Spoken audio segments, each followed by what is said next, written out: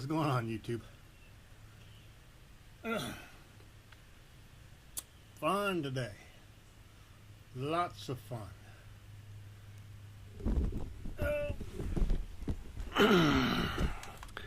I need to replace the chain and sprockets on a motorcycle.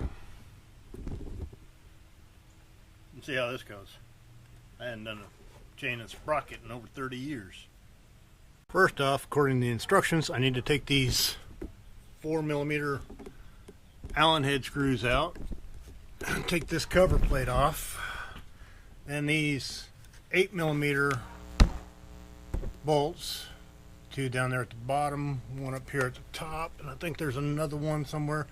And I may need to take this clutch slave cylinder off as well. But we're going to find out. But first off, what I want to do is clean it up a little bit. So, I'm going to take my pan, put it up underneath,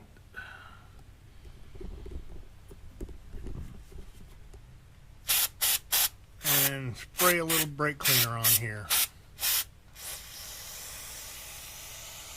Now you don't want to use brake cleaner when cleaning an O-ring chain, but I'm replacing the chain and sprocket. Well, turn the light back on, and it's kind of a mess in there. So,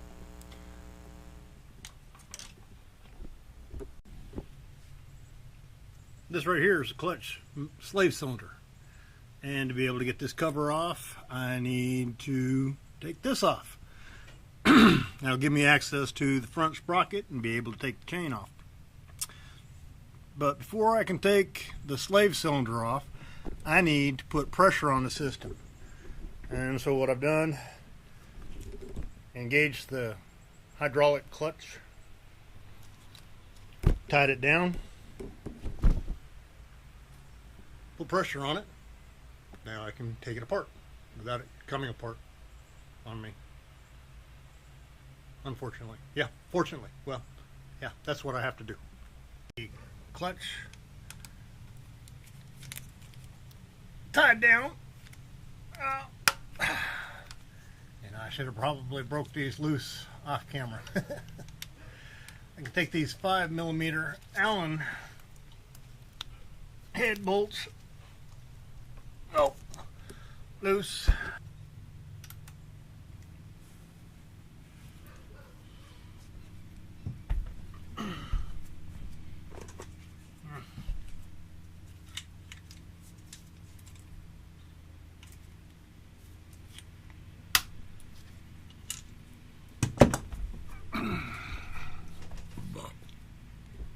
With the slave cylinder off and the cover off, you can see the nasty, gunky, gummy mess from the lube that I have to deal with. This right here is the actuator shaft for the clutch slave cylinder. And then we have the clutch slave cylinder right here. I'm going to try to clean up as much as I can. I'm going to have to take the that nut undone. That's going to be a trick. That's why I left the chain on. Didn't break the chain down yet.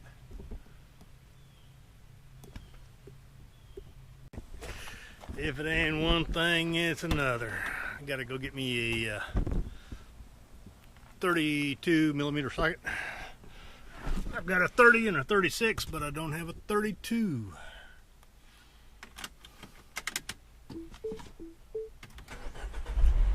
Time to go. Don't want to put it in gear to hold it. The brake's not strong enough to hold it, so we have the axe handle fix. Let's take that off there so I can spin it around to where I want it. Oop. Get it off the chain. Make sure I'm not sitting on any wires. And then Tap a little bit down here. And you might have to break the wheel.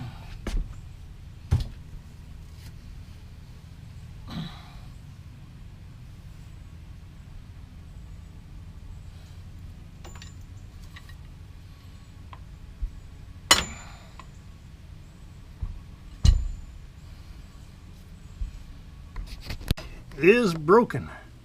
We have broken a link. That's a good thing. It means I'm getting closer to drunken sailor syndrome. Getting closer to having this thing done. But not close enough for my taste. Oh.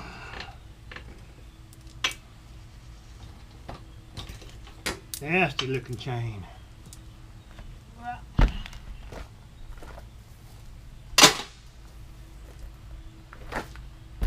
Greasy.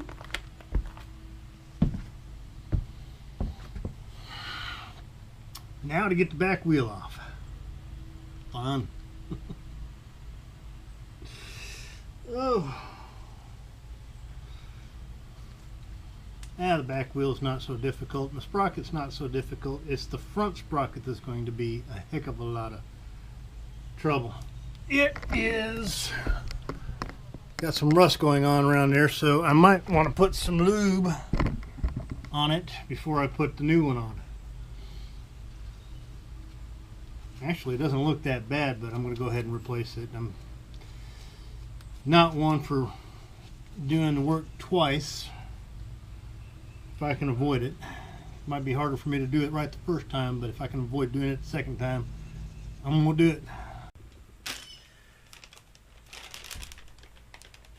I got the rear sprocket off. Getting ready to put the dang, I need to sharpen this thing. Yeah, it needs to be sharpened. Getting ready to put the new one on.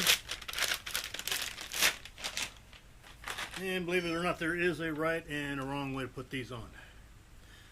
But back in the day, I have flipped these things over and run them extra long.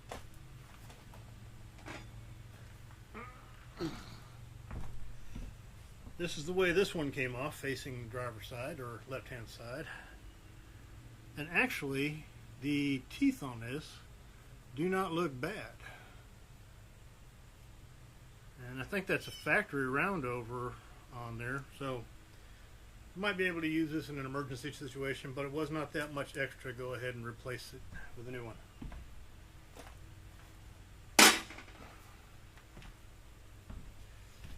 The front sprocket is the one that's going to be the most interesting.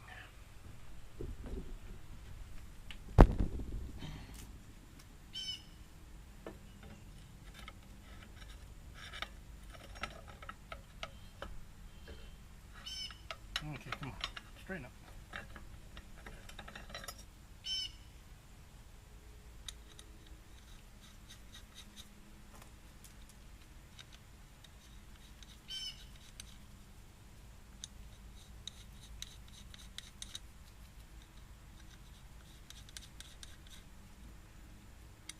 Sprocket runs on what is called a dampener. It dampens the acceleration and deceleration.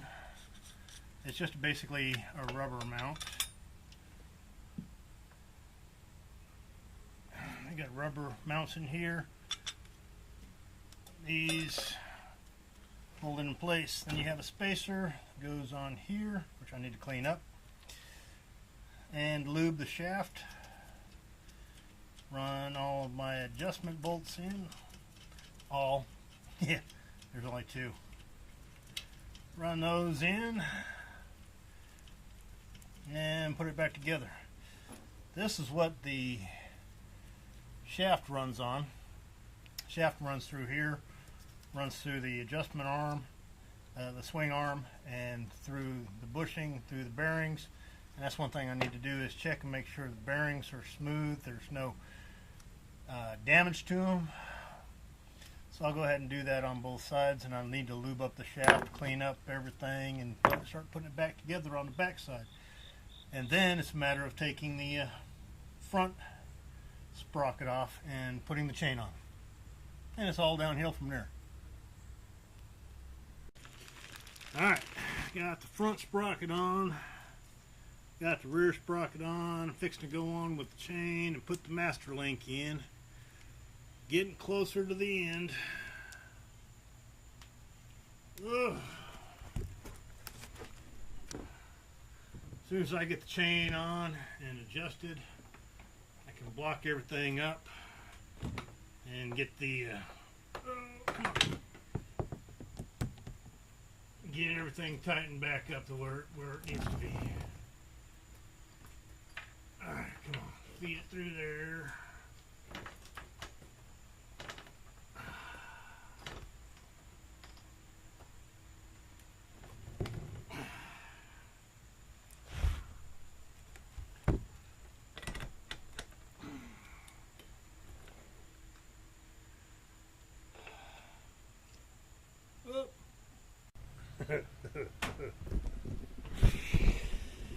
Alright, progress report. This is the new chain. Getting that master link on there. Look at how much slack I got in there. And it's all the way to the end. Adjustment. Oh, it's not all the way to the end of this one. But even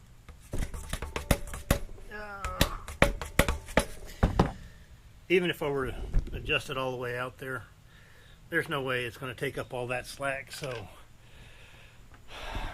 I ordered this chain from the dealership, thinking that I would be getting the correct chain for the bike.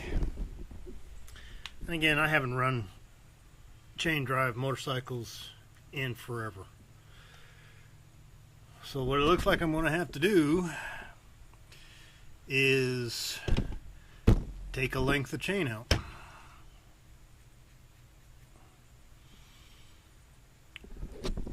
Probably the easiest way to do this is to count the old links, links in the old chain, and go with the links, same number of links in the new chain.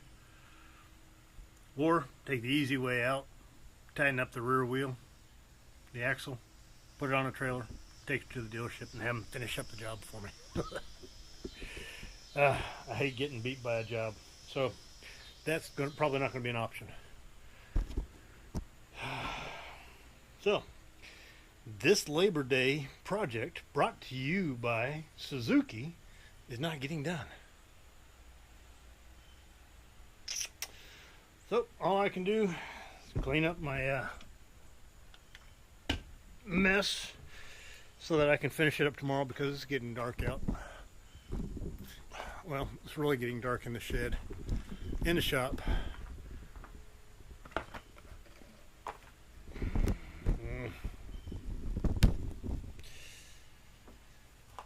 So just put everything up and close up for the night. Made even more of a mess.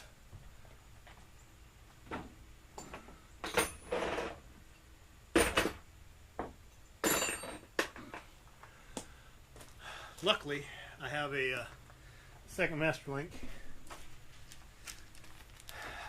that actually came with the chain that I got, and it's pretty much the same setup. I just wanted to have a way to be able to identify the master link on the chain, so I went with a colored master link. Easy enough to see. But so all is not lost. Cut the chain down. I'm just going to have two master links in one chain, which I hate to do, but it's not really that unsafe. I will verify that before I continue on with this project.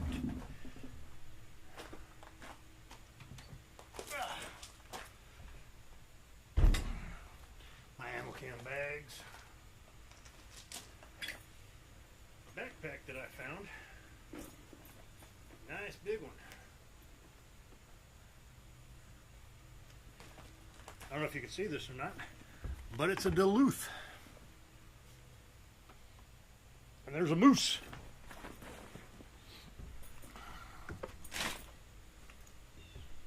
Just not a moose knuckle. Alright. Get this straightened up. Go inside, get cleaned up, and play on YouTube for a while. How's that sound? So, I'm going to see if anybody's got a live stream going. I hope so. Be nice. I tried to get one last night, but yeah. And then after I went to bed, Papa Texas started a live stream saying he couldn't sleep. If I'd only known. So, alright. If you're new here and you enjoy this, I appreciate it. Thank you. Leave me comments down in the comment section. Give me a thumbs up if you really like it. Thumbs down if you don't. And hit that little red subscribe button over there, would you please? I'm getting close to 100. Who knows? You might be number 100. Not that there is going to be any special giveaway for 100. I've already got a giveaway going on right now. But if you subscribe, you have a chance to be part of that giveaway, the second part of the giveaway. Check my videos out. You know, check this one out right here. Picked for You by YouTube, and then this one over here is my most recent upload. So, I will talk to you all again later. Bye.